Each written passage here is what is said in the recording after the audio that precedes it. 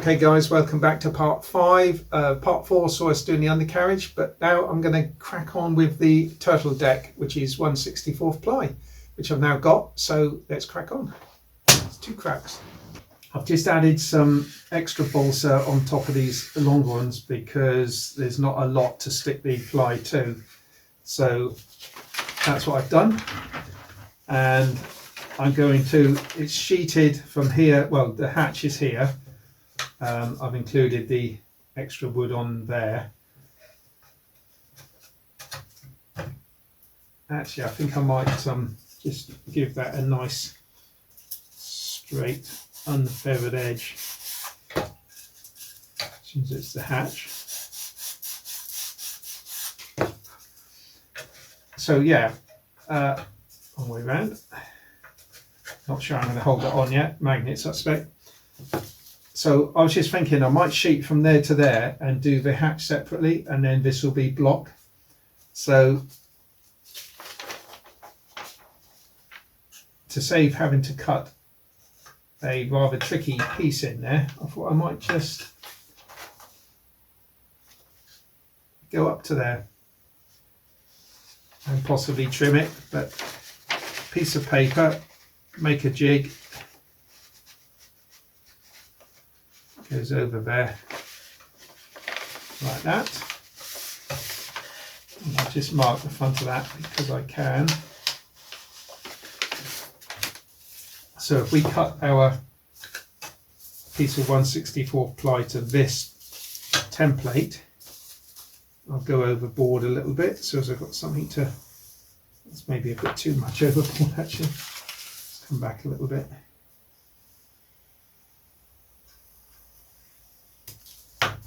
Right. Okay, 1 sheet of 1/64 ply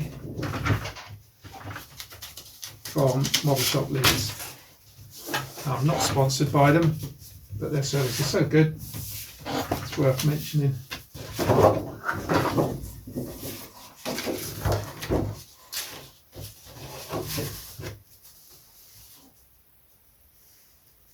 Right, just pencil that, and that's actually to there, look.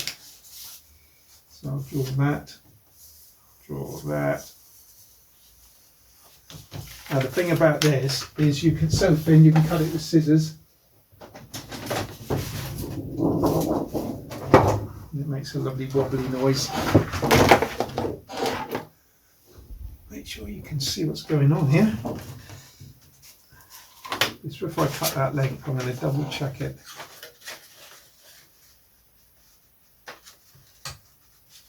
Yeah, that's right. I'm going to go slightly over though.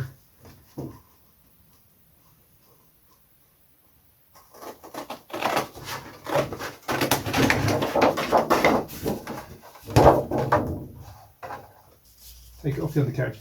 Now, because it's so thin, I might not need to steam it. Although I think it might help. See, I've got quite a bit of overhang there, haven't I? I think I was a little bit too generous there.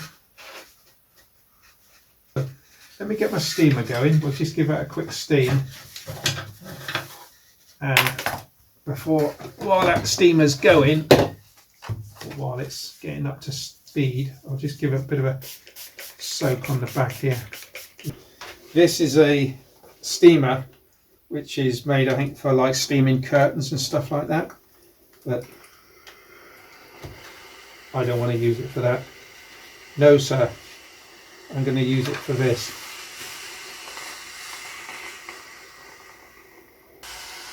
See, if you use an ordinary kettle, chances are it will switch off if you smothered the surface.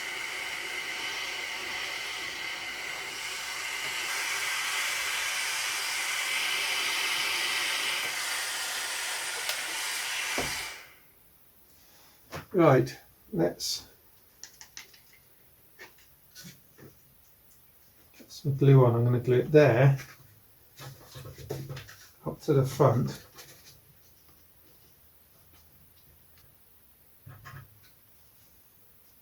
I'm going to go along the very edge.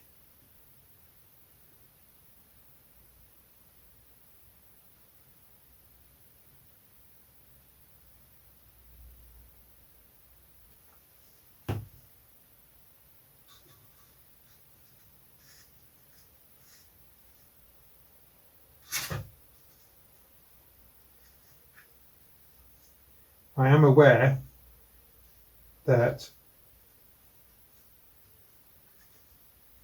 Mark Croucher, who's building his DR1, is doing this exact thing this week as well. Although by the time you see this video, it'll probably be a couple of weeks ago, time it's uploaded and edited and everything else.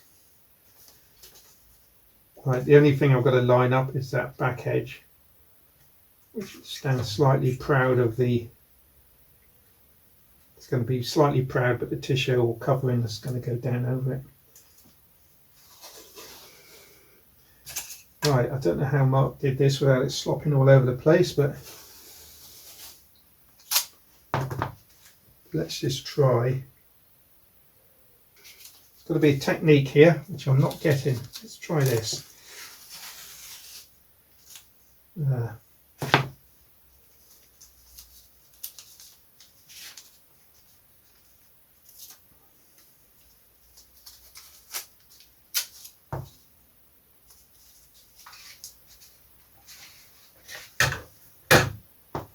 think I'll just remove this one. It's a complete and utter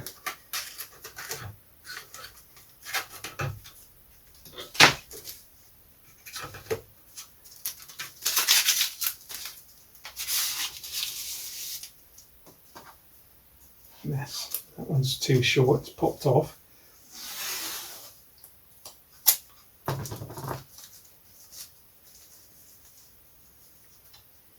Let's try it from the top, down around, pull in as you go, back up around, picked up a passenger, back down. That sort of works.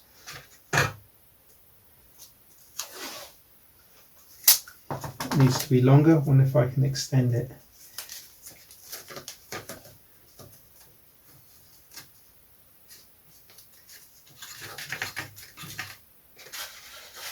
Yeah, that's good. See white glue squeezing out all around, so that's good. Okay, next day.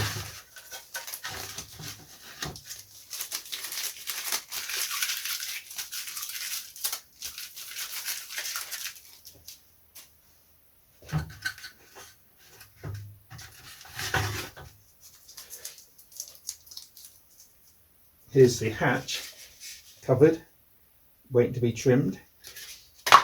And the other thing I did, I put on some 2 thicknesses of 1/4 inch balsa on the front here. Actually, I think it might have been 5/16. Hard to tell. Anyway, this would be the front hatch, and I think I'm going to have it so the whole lot comes off, because I'll need access to the ESC and motor.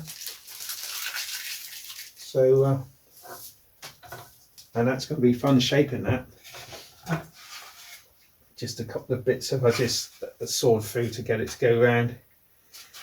So, and I've put 4 little drops of CA in each corner to hold it in place while I shape it.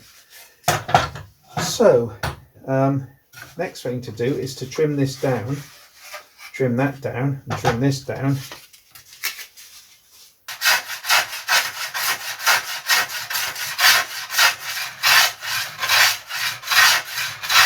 I'll continue here, guys, because this seems to be working, and I'll be back.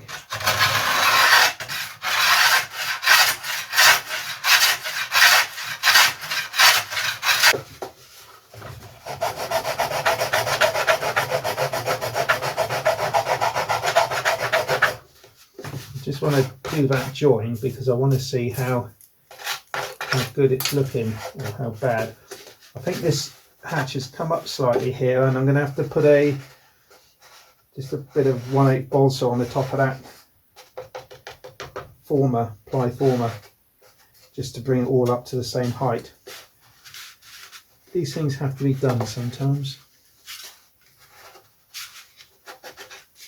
I'm going to keep playing with this, guys, but you get the idea. That's come out pretty well. I'm quite happy with that. So I might go outside and do a bit of sanding actually, and I'll be back soon. Okay, I've sanded the hatches, and put a little piece of wood on the top there, just bending it, thin bit of wood, damp it, bend it around, glue it, sand it. So just brought it up. So that one's done. The front one I've detached. Something worth showing you on there. I like to face off end grain hatches with a piece of ply, so a bit on the back, a little bit on the front, and that makes it nice to finish then. Next job, I've just traced off these off the plan. Front one is slightly bigger than the rear one. Put them on, and now I think the best way to bring those out is to drill a hole and Dremel them around. So that's what I'm going to go and do.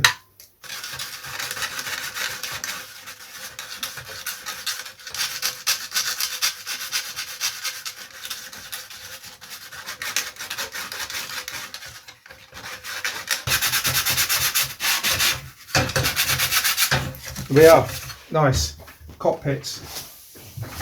Now,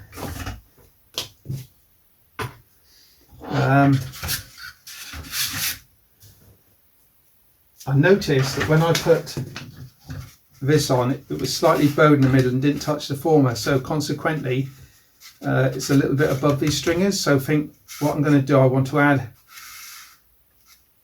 some 1/8 bolts on the top of that just to feather it in, because I don't want a big jump like that. So so we need a bit of, well, probably 16th by 8. Stick these on top of there. Well, doesn't need to come all the way to the end, just need to taper it from there down. So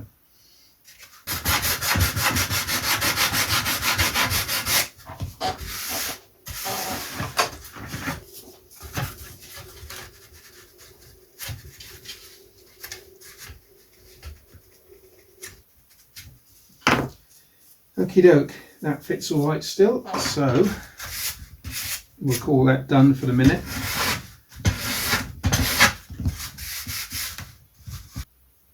I think we're getting close, I was going to say, but there's a upstand to go on here, little like fairing. It's not a glazed, it's just a fairing, so that would be nice to put that on.